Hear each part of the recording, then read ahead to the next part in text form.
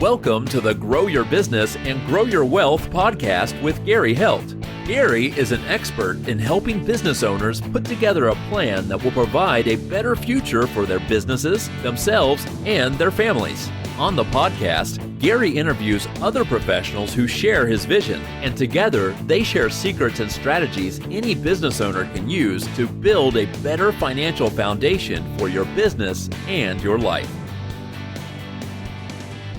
Welcome back to the podcast. Today, our guest is Gil Baumgarten, who's the founder and CEO of Segment. Welcome, Gil. Thank you. Glad to be here. So, Gil, tell us, you're in the financial industry. You haven't always been with Segment. You started this up, a little while ago.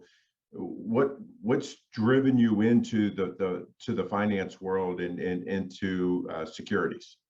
I've always done really well with math, so having a math-based business was always something that I thought I would end up doing. So back in 1984, I went to work for EF Hutton and became a broker, one of their top producers, and had worked for Morgan Stanley. And actually, prior to Morgan Stanley, it was Smith Barney. That's when I left and moved to Payne Weber.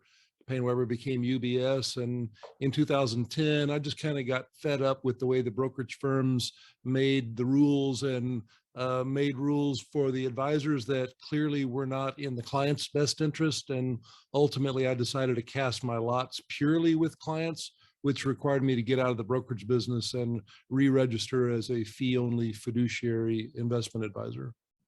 So now, you talk about, that it's, that you're doing this more for the client as compared to the benefit of a brokerage house or whatever. Can you explain that a little bit?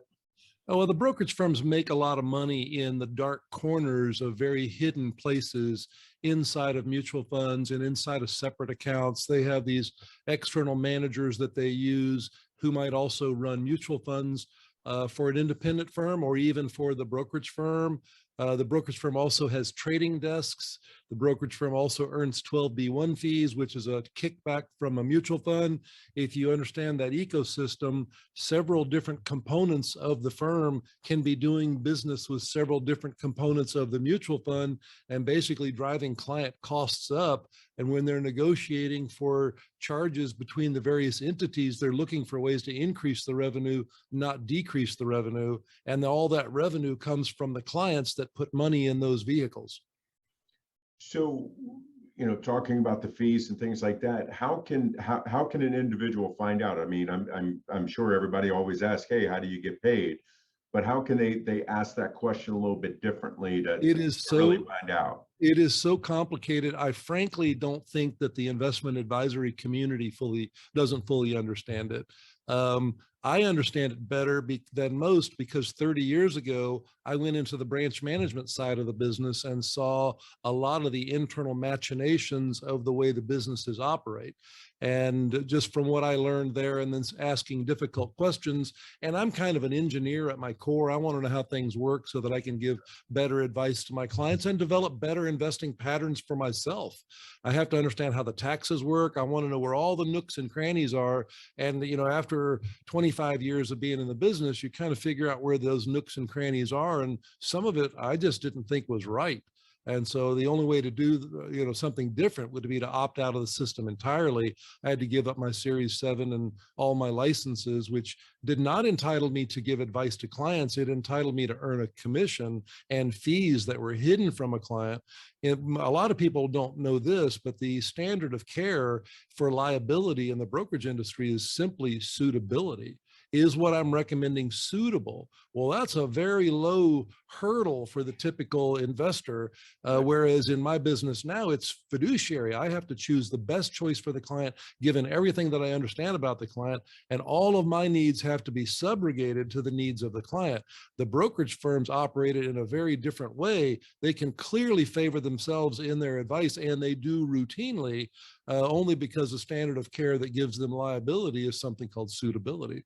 So that's just the way the ecosystem is built.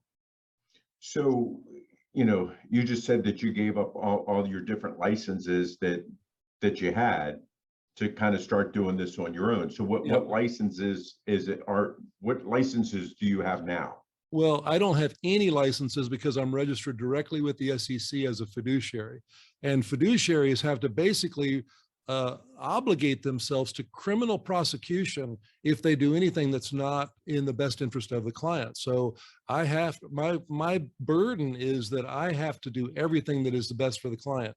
I have to eliminate almost every conflict of interest, whereas in the brokerage business, I had a Series 7 license, Series 63, Series 65, I had a Series 8 securities supervisor's license. I was registered with the MSRB, the Municipal Securities Rulemaking Board. I had an annuity license. I had a life insurance license. I had all that. Every one of those licenses has to do with the commission side of the business, operating in spreads, operating in the dark corners, collecting kickbacks and different layers of the onion that get peeled back. That's what all of that, all those licenses have to do with that.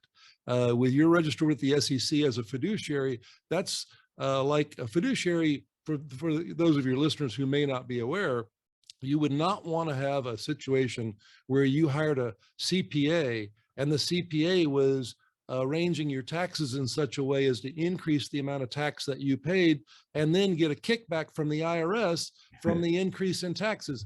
That is the exact way the brokerage business operates in many ways. The brokers conspire to increase the cost that the clients pay. The brokerage firms set up a lot of that ecosystem, and then the brokerage firms behind the client's back will go back and collect money from the provider that the broker recommended to the client. And so is that suitable? Yeah, it could be suitable. Is it best? It's rarely best. Right. So what you're saying is when you meet with your broker and your broker tells you, okay, I'm charging you 1% of the assets under management, not necessarily them individually, but their firm is getting paid a lot more than that 1%. In many ways, yes. Okay. And when the investor buys mutual funds and is also being charged a fee, the mutual fund fees are invisible to the client because they're taken out of the unit value before it goes on the statement. This is one of the biggest misconceptions of the accounting process within the brokerage industry. When a client is looking at a statement, he or she figures that if I don't see a charge on my statement, there cannot be one. No. Not so. If you have an asset value that's worth $10 a unit and tomorrow it's worth $10.05 and they take a nickel out and then put it on your statement back at $10, you would have never seen that a nickel left your account because they put it on the statement before they ever printed the value of the units. And so unitized pricing is one of those ways that allows the brokers from a little latitude in how they calculate what the fees are. And in the end, it all gets down to disclosure. Did they send you a document that said that they were charging you? And do the clients read those documents? No, they do not read those documents. And on top of that, the prospectuses don't always include all of the costs. The mutual fund industry only has to report the fees that they charge to the client. They don't have to report on the fees that third parties to providing services to the mutual fund then charges. Legal and accounting, for example, there's not a line item for legal and accounting. There are legal and accounting charges that get charged against the mutual fund, but it's probably not part of the so-called expense ratio that's being disclosed in the prospectus. So all the fees are generally higher than what the clients perceive them to be, and disclosure is not always the best way to address that. In my situation, I cannot earn a fee that's not shown on a client statement. Okay. I have to have a line item on the client statement. I can't accept any kickbacks, no spreads, no buying a bond for a client that I paid $99,000 for and I put it in the client's account at $1,000 or, $100,000 and make $1,000 fee. There's no hidden anything. If I pay $99,000 for a $99 or $100,000 bond for the client, that's what the client's going to pay. I'm not allowed to siphon off any money in any way. So those are primary differences. So, I mean, that's a lot of good information because I know a lot of people, that we've had on the show, we've talked about it. They just kind of talk about what their fee is and so forth. What are some of the questions besides fees when a client comes into you that you wish that they would ask and they haven't? Clients are so misinformed and uninformed about taxes related to securities-based activity. They just don't understand it. They don't understand that an annuity, which provides deferral, might not be as powerful of a compounder as the salesman was telling them about when he was talking about why they should be buying an annuity. Annuity always leads to ordinary income taxation. Putting it off only prolongs the inevitable. Capital gains activity is capped at half the tax rate of ordinary income. 23.8% is the maximum tax you'll pay on a long-term capital gain. Dividend income is also capped at 23.8%, but not if it's in an annuity. Right. You could be paying 41% or 40.8% is the maximum bracket on capital gain and dividend income that's accumulating inside of an annuity. So what's the value of deferral on that? And capital gains at the death of the first spouse in jointly held property are tax-free. Not so if you own an annuity, not so if it's in an IRA. So there's all these nuances to the deferral and what's powerful and what's not powerful. And investors just have so little understanding of the way it works. And that's why they rely on advisors to tell them about how this stuff works. Right. Now, I mean, I guess going back to that same thing. So why is it that you have the certain advisors that they're just pushing annuities or pushing a product as compared to kind of the holistic approach to investing? Well, I can't speak for them. I can just tell you what patterns I have seen. And there are people who look at, okay, I can make 1/10% on buying a treasury bond. I'm talking about a broker looking at his Sure. commission. I make 1/10% on buying a treasury bond. Nope, I'm not going to do that. I can make 1% on a muni bond.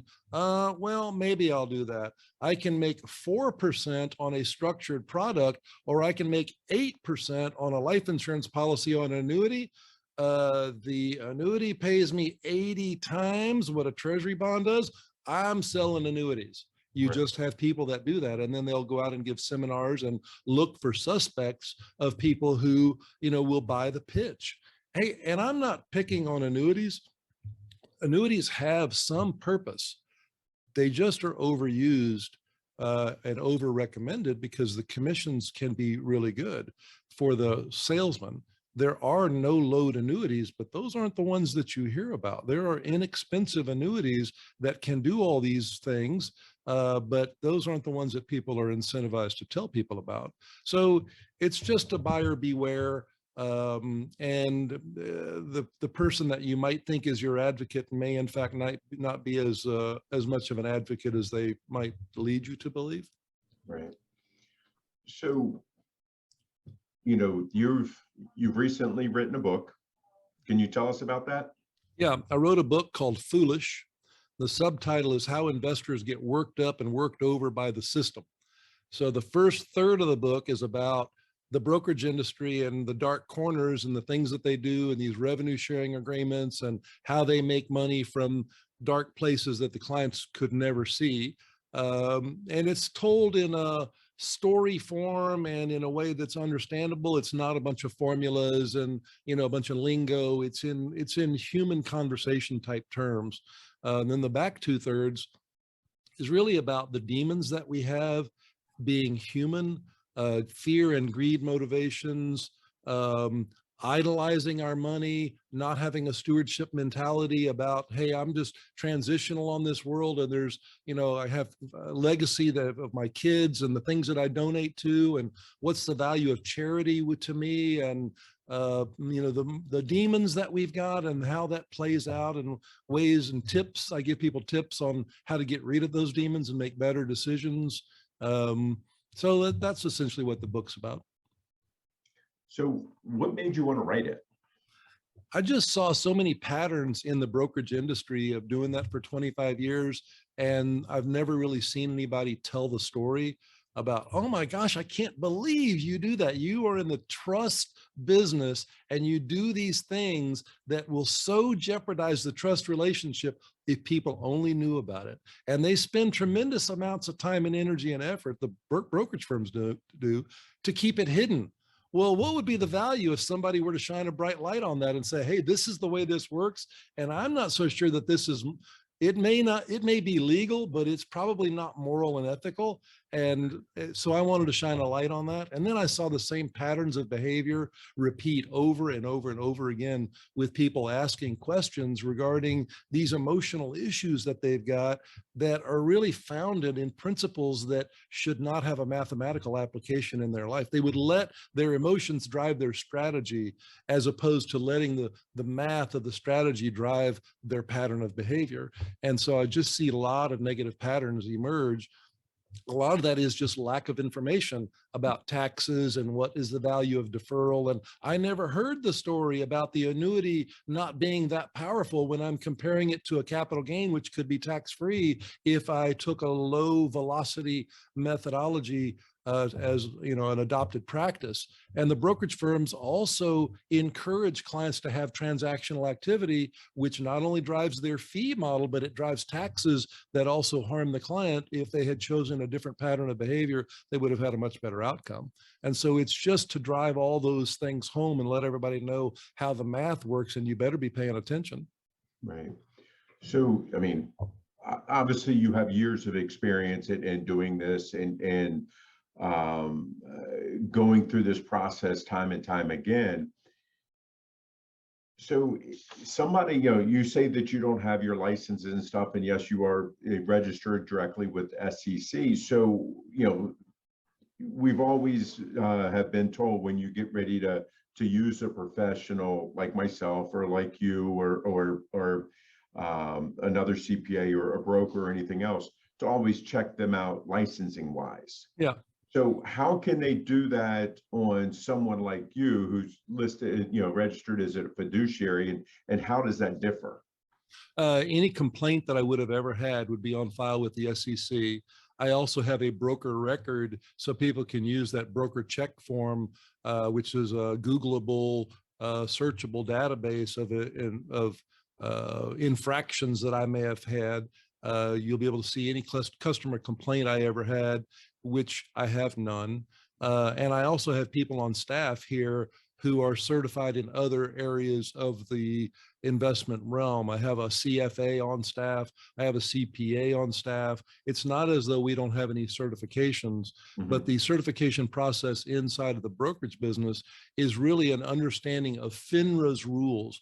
FINRA is the self-governing body of the brokerage industry, FINRA, Financial Industry Regulatory Authority, which took the place of the NASD.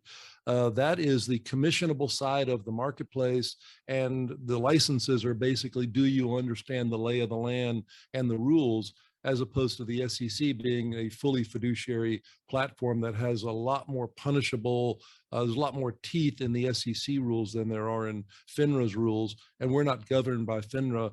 Now, I do use a broker dealer for my client transactions. When a client, you know, puts $10 million with my firm, they're not writing the check to Segment Wealth Management. They're writing a check to Charles Schwab, who is our primary custodian. It could be Fidelity, it could be TD Ameritrade. It doesn't really matter, as long as there's a dependable and secure, low risk place for people to store their money. We just wanted an inexpensive and secure place to store our client money without also being an employee of that broker dealer, because they have an incentive to try to pull the strings in certain ways to get me to do certain things, to most often protect the firm and not the client. So it's not as though we're not certified in any way. I've got 37 years of experience and not a single blemish on my compliance record. And there's lots of paper trail that people can find about me if they want to look for that. Right. So, you know, I don't want to say we're out of the pandemic, because we're not. But what are some of the challenges that you guys as a firm have faced, you know, during this COVID time? It has been a boom for us. We've been in the office the entire time. We had clients that had deposited close to $100 million in the depths of the pandemic sell-off last spring of 2020. In the past year and a half, we've had almost $200 million worth of client inflows, and we've had almost $400 million worth of client profits that have shown up in their securities. We manage $1.2 billion here, and you can do the math on that. So in the last 20 months, the firm has doubled in size. So people have a lot of money and securities are going up in market value. And frankly, I view that as the biggest challenge. What do we do for the 100 million that we have coming inbound right now from other investors? It's a much more treacherous marketplace at current market levels. And so we're a little concerned about that. We're also concerned about rising interest rates, putting pressure on bond values and giving people another alternative. I do fear that the decline in interest rates that's culminated over the last 40 years has driven a lot of people into the equity market who are really only temporary visitors. And at the first sign of trouble, they're all going to abandon ship and move. That could create a lot of volatility that we really don't like to experience. But frankly, it's a good thing. The branches get broken out of the tree and the tree grows fresh limbs. Ultimately, rattling of the trees like that is a good thing for those of us that are permanent investors. Right. Now, if you could talk to your younger self, what would you have told yourself to do different when you first started out in the industry? I would tell myself to take bigger risks sooner in my career. I didn't start my firm until I was 50. I'm 62 now. I should have started my firm 20 years ago, been 10 years sooner. When I was 40, after I had already been in the business for 16 years, I should have started my firm then. But it's, they say you stay in your current situation until the fear of staying is worse than the fear of leaving. And I kind of found myself in that situation where I could clearly see what my clients should be doing and what I should be doing, and how much of that was prohibited by my brokerage firm and not for the right reasons. And so I ultimately was motivated to leave, but I should have done it 10 years sooner. What do you see changing, in the next year or so in your industry that you have concerns about? I know you talked a little bit about, the volatility and everything, but what do you see in the next year or so that is going to change things? Well, I don't know if it'll change in the next year or so, but changes that have recently occurred have been this, the fiduciary standard regulation best interest was passed, I think, September of last year, which is really not a best interest standard. If you Google best interest standard and apply it to the brokerage industry, you'll see that there's really only four criteria: that you have to try to eliminate conflicts of interest. In the inability to eliminate a conflict of interest, you have to disclose it. You have to care that what you're saying to the client is actually true. And anything that doesn't fit within that, you have to create a form CRS, which is the client disclosure document, and it can't be any longer than 2 pages long to ostensibly make people read it. So it's a complete dance around the real issue, and that's the lack of fiduciary care in the brokerage industry. And I really don't know whether it's fully reconcilable. The brokerage industry really does need a commissionable sleeve, and I don't think it's fair for the regulators to try to force that into a fiduciary standard. There's going to be a whole class of citizen that gets zero service whatsoever when commissionable activity isn't all bad. And I can envision a lot of circumstances where grandpa's got $100,000 worth of securities and 4 grandkids inherit it. You are not going to get any advice from a fiduciary advisor. They are not going to want to touch it. Paying $1,000 in commissions for advice would be the best way to handle it. You are not going to be able to force that broker into fiduciary standard on 4 people that he's never met before. So there's just irreconcilable issues that I don't think the regulators fully understand, and that I don't think investors fully understand it either. And there's not a one size fits all where you can just brush the entire advice community and say, everybody's got to be a fiduciary. Well, there's plenty of fiduciaries out there. The brokers have a place. So I think that's one of the issues that will continue to plague us. Yeah, I think lots of times too that what I've seen is, and this is in every industry, finance part of the industry, not just yours, mine also, is that the number of clients that you take on to be able to service them, to be able to I'm going to say, make the income that you want to make. Lots of times, there's issues there with that. I agree. And that's the reason why we've had to raise our minimum several times, just simply because there's more people looking for us than we are looking for them. So. Yeah, and I think that that's one of the things, you're doing your advice to your clients a little bit differently than others do.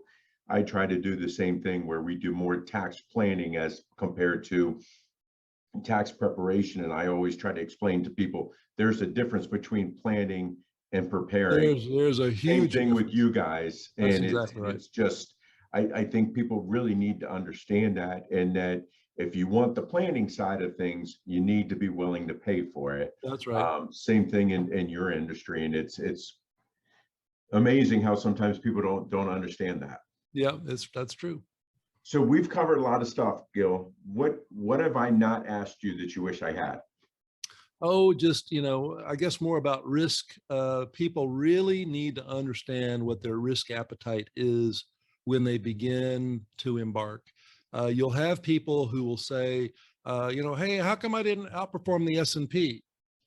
But here's the question. In 2008, would you be willing to lose 58% of your money by owning the S&P? Everybody's going to say no. Right. So they're not entitled to an S&P return unless they're willing to lose 58% of their market value. And so it's the disconnect between the expectation for a return and the true real Chicken Little that resides in every one of us. And I think we need to have a meeting with ourselves about how much risk do we really want. And I think that people really need to, have a good grip on that. And I think the best performers are the ones that stick with that through thick and thin and don't try to sculpt it in such a way that they add risk when they think it's a good time and then they subtract risk when they don't think it's a good time. You're going to get behind the 8 ball real quick if you start doing that. Not to mention you're going to be creating taxes for yourself as you shift strategy, picking one future goal 20 or 30 years from now and sticking with it through thick and thin. You are going to outrun everybody else. So that would be what I would tell people to stay focused on. That's great. Great advice. So Gil, if our listeners like what they hear and they want to be able to reach out to you and your firm and talk to you guys, how can they reach you? Segment Wealth Management is the name of my firm, segmentwm.com. They can go to my website. GilBaumgarten.com is also an active website. Gil with one L, Baumgarten. There's all kinds of things on there. I'm involved in charitable giving activities. I have some artwork that I've posted on there, various things about who I am. Go to the Gil Baumgarten website or the Segment WM website.